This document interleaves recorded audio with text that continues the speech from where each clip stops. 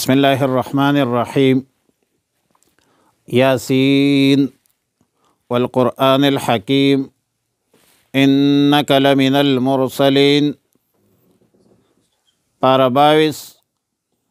سورہ یاسین رکوع 1 آیت نمبر 2 تا 9۔ آیت مذکورہ میں تسلی ہے رسول اللہ صلی اللہ علیہ وسلم کو کہ قسم ہے قرآن با حکمت کی کہ آپ من جملہ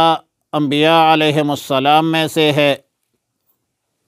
سیدھے راستے پر ہے، جس نے آپ کے اتباع کی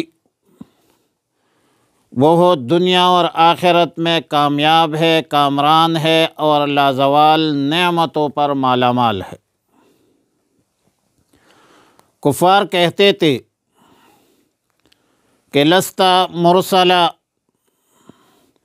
کہ آپ رسول نہیں، اور کبھی کہتے تھے کہ بل افترا ہو، یعنی رسول اللہ صلی اللہ علیہ وسلم نے قرآن کریم کو خود گڑھ لیا ہے، تو اللہ تعالی نے تاکیداً اور تردیداً فرمایا کہ قرآن کریم تعمیم کے ساتھ رسول اللہ صلی اللہ علیہ وسلم کے رسالت و نبوت کے دلیل بھی ہے،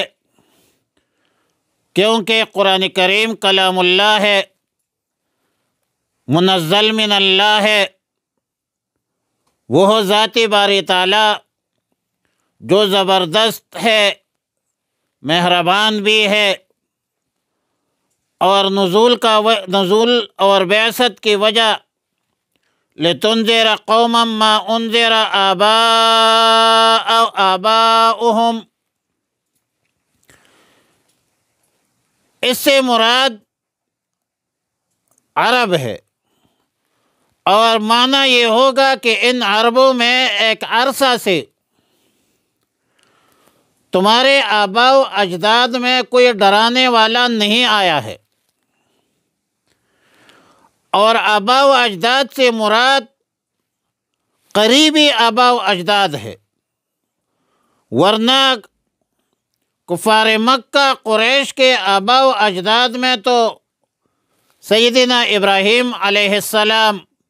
سیدنا اسماعیل علیہ السلام بھی تھے،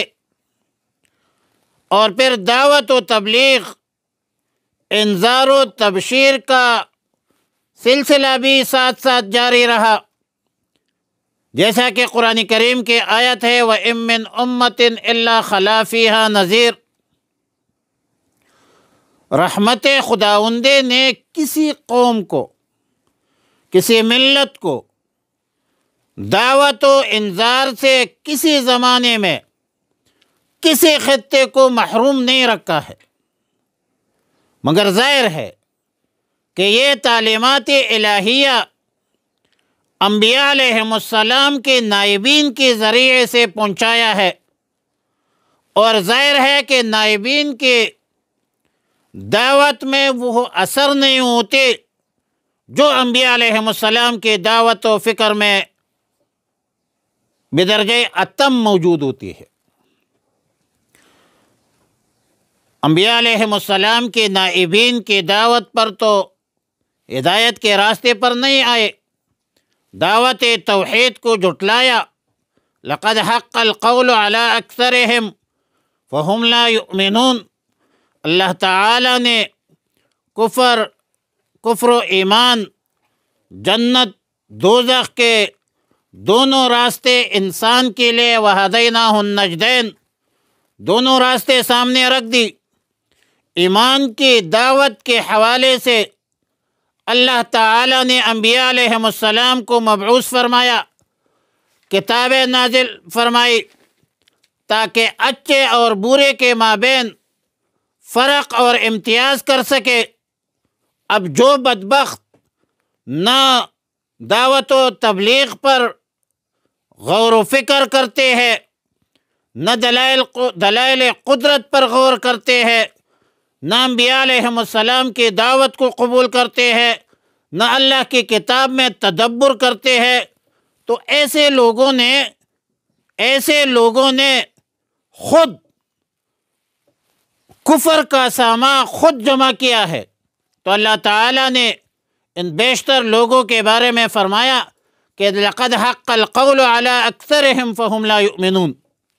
اللہ تعالیٰ نے ایک تمثیل بھی بیان کی کہ ان بدبختوں کی مثال ایسی ہے، انا جعلنا فی اعناقہم اغلالا فہی الی الاذقان فہم مقمحون۔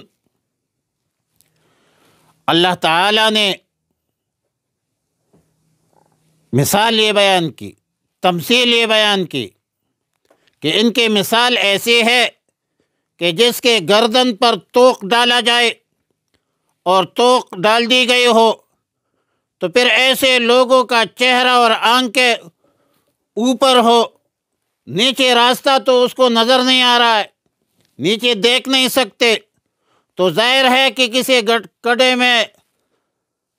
گرنے سے پھر ان کو کون بچا سکتا ہے۔ دوسری مثال وَجَعَلْنَا مِن بَيْنِ أَيْدِيهِمْ سَدًّا وَمِنْ خَلْفِهِمْ سَدًّا۔ دوسری مثال یہ دی کہ جیسے کسی شخص کے چاروں طرف دیوار حائل ہو، دیوار حائل کر دی گئی ہو اور چار دیواریں میں محصور ہو، باہر کی چیزوں سے بالکل بے خبر ہو، تو ان کافروں کے گرد بھی ان کی جہالت اور ان بدبختوں کی عناد اور حد درمی نے محاصرہ کیا ہوا ہے۔ یہ اپنے جہالت کے خول سے باہر نہیں نکلے۔ اب ظاہر ہے کہ باہر کے حق باتیں گویا ان تک پہنچتے ہی نہیں ہے۔ امام راضی رحمۃ اللہ علیہ فرماتے ہیں کہ نظر سے معنی دو قسم کے ہوتے ہیں۔ ایک معنی تو ایسا ہوتا ہے کہ خود اپنے وجود کو بھی نہیں دیکھ سکتے، دوسرا یہ ہے کہ اپنے گرد و پیش کو بھی نہیں دیکھ سکتے، ماحول کو بھی نہیں دیکھ سکے۔ ان کفار کے لیے حق بینی سے دونوں قسم کے موانع موجود ہیں۔ اس لیے پہلے معنی کی آپ دیکھ لیں، مثال بیان کی کہ جس کے گردن نیچے کو جھک نہ سکے، وہ اپنے وجود کو بھی نہیں دیکھ سکے، اپنے وجود کے رؤیت سے بھی جو ہے وہ بے پرواہ ہے، کر نہیں سکتے، ناممکن ہے ان کے لیے، بے اختیار ہے۔ اور دوسرے مثال دوسرے معنی کے لیے کہ گرد و پیش کو نہیں دیکھ سکتے۔ بعض مفسرین نے بلکہ جمہور مفسرین نے آیات مذکورہ کو ان کے کفر اور عناد کو تمثیلاً قرار دیا ہے، جبکہ اکثر مفسرین ابو جہل اور اس طرح کے عتبہ شیبہ دوسرے لوگ جو ہے وہ جو رسول اللہ صلی اللہ علیہ وسلم کو قتل کرنے کا ارادہ رکھتے تھے یا ایذا رسانے کا پختہ عزم کرتے تھے، مگر اللہ تعالیٰ نے ان کے آنکھوں پر پردہ ڈال دیا، پھر عاجز ہو گئے، واپس ہو گئے۔ قذافی تفسیر ابن کثیر، روح المعانی قرطبی و مظہری۔ یاسین اللہ اعلم بمرادہ والقرآن الحکیم، قسم ہے قرآن حکمت والے کی، انک لمن المرسلین، بے شک آپ رسولوں میں سے ہے، علی صراط مستقیم، سیدھی راستے پر ہے، تنزیلا نازل کیا ہوا ہے، العزیز غالب ذات نے، الرحیم رحمت والے ذات نے، لتنذرا تاکہ آپ ڈرائے قوماً اس قوم کو، ما انذرا کہ نہیں ڈرائے گئے ہیں، آباؤہم ان کے باپ دادا، فہم غافلون پس وہ ہو گئے غافل، لقد حق القول بے شک ثابت ہو گئی بات اللہ کی، علی اکثرہم ان میں سے اکثر پر، فہم لا یؤمنون پس وہ ایمان نہیں لائیں گے، انا جعلنا بے شک ہم نے ڈال دیے، فی اعناقہم ان کے گردنوں پر، اغلالا توق، فہی الی الاذقان پھر وہ پہنچ گئے توڑی تک، فہم مقمحون پس وہ اوپر کو سر اٹھائے ہوئے، اوپر سر اٹھائے ہوئے، نیچے سر نہیں اٹھا سکتے، راستہ نہیں دیکھ سکتے۔ وجعلنا اور ہم نے بنا دی من بین ایدیہم ان کے سامنے، سدن ایک دیوار، ومن خلفہم سدن اور ان کے پیچھے بھی ایک دیوار، فاغشیناہم پھر ہم نے ڈھانپ دیا، فہم لا یبصرون پس وہ نہیں دیکھتے۔ وصلی اللہ تعالی علی خیر